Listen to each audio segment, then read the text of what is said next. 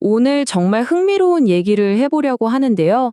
바로 인공지능 코드 생성 분야에서 벌어진 다윗과 골리앗의 싸움 같은 이야기입니다. 우리가 당연하다고 믿었던 것들이 완전히 뒤집히는 걸 보게 되실 거예요. 이 문장 한번 보세요.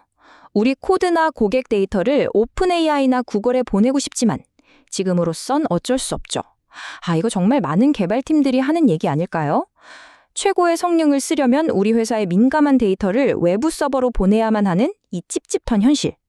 바로 여기서부터 오늘 이야기가 시작됩니다. 지금까지는요, 늘 이런 식이었어요. 일종의 거래였죠. 왼쪽을 보면 클로즈드 소스 AI. 성능은 끝내주죠. 근데 프라이버시가 늘 발목을 잡고요. 반대로 오른쪽, 오픈소스 AI는 우리 마음대로 제어할 수 있어서 좋은데 솔직히 성능이 좀 아쉬웠단 말이죠. 둘 중 하나는 포기해야 하는 그런 상황이었습니다. 그런데 말이죠. 이 구도가 지금 깨지고 있습니다. 자, 그럼 이제 본격적으로 이 구도를 깨트린 대결의 장으로 들어가 보겠습니다. 오늘의 주인공들 다윗과 골리앗을 소개해 드릴게요. 한쪽은 모두가 아는 거인이죠. 시장의 절대 강자, 클로드 소넷 4.5.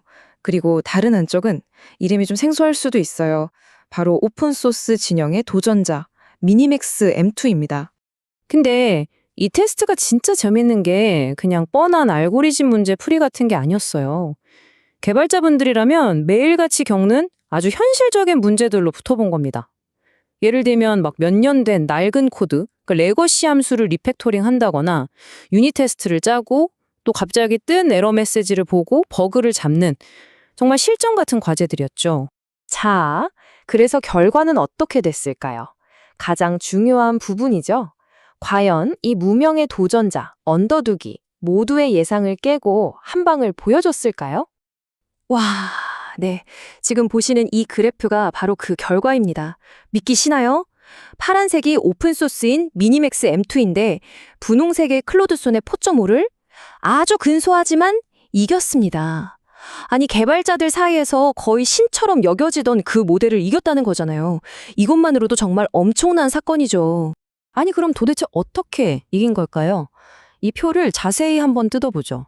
여기서 진짜 주목해야 할 부분은 가독성이랑 모범 사례 항목이에요. 보세요. 코드의 정확성은 거의 비슷비슷했거든요.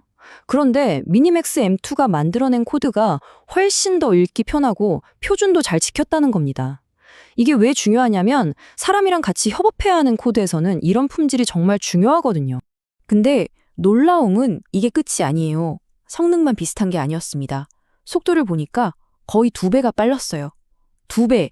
그리고 진짜 충격적인 건 이겁니다. 바로 비용. 가격이요. 소넷 4.5의 8%밖에 안 됐어요. 10분의 1도 안 되는 가격인 거죠. 다시 정리해볼까요?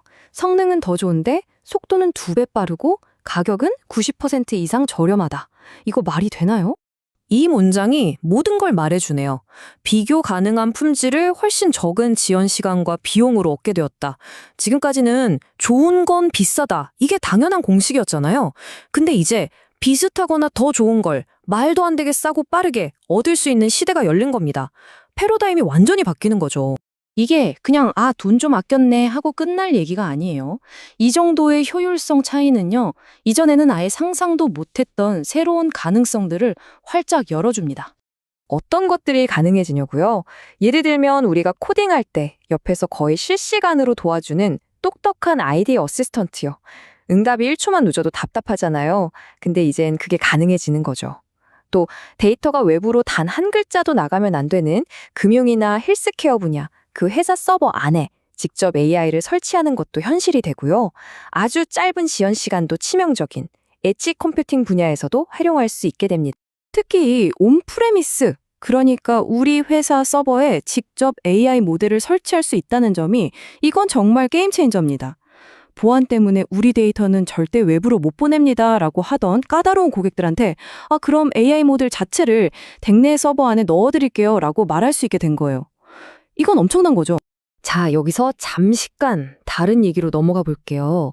이 분석 자료가 또 하나 아주 유용한 팁을 주는데요. 바로 모델 성능이 더 이상 오르지 않을 때 그 정체기를 어떻게 돌파해야 하는지에 대한 겁니다. 이런 경험 한 번쯤 있으실 거예요. 이 모델 써보고 저 모델 써봐도 성능이 거기서 거기인 상황? 그럴 때 우리는 보통 더 좋은 모델이 나와야 하나? 라고 생각하잖아요. 근데 문제가 모델이 아닐 수도 있다는 겁니다. 바로 모델이 먹고 배우는 그 데이터가 문제일 수 있다는 거죠. 그럼 지금 우리한테 데이터가 더 필요한가 아닌가 이걸 어떻게 알 수 있을까요? 아주 간단하고 효과적인 방법이 있습니다.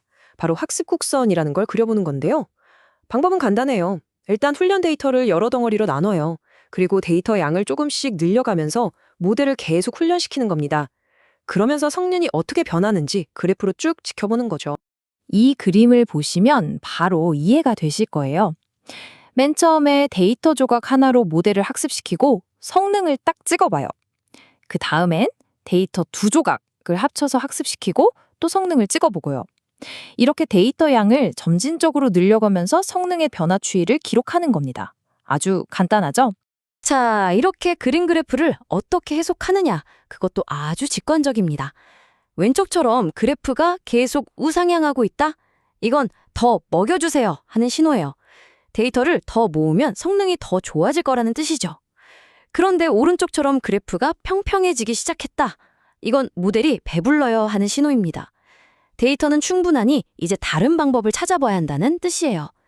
데이터 품질을 높이거나 모델 구조를 바꾸거나 하는 식으로요. 자, 오늘 우리가 살펴본 이 놀라운 결과들이 AI 시대의 개발자, 그리고 리더들에게 어떤 의미를 던져주는지 마지막으로 정리해 보겠습니다. 오늘 이야기의 핵심 딱 4가지로 요약해 드릴게요. 첫째, 오픈소스 AI는 이제 더 이상 실험실의 장난감이 아니라 진짜 실전용이 됐습니다.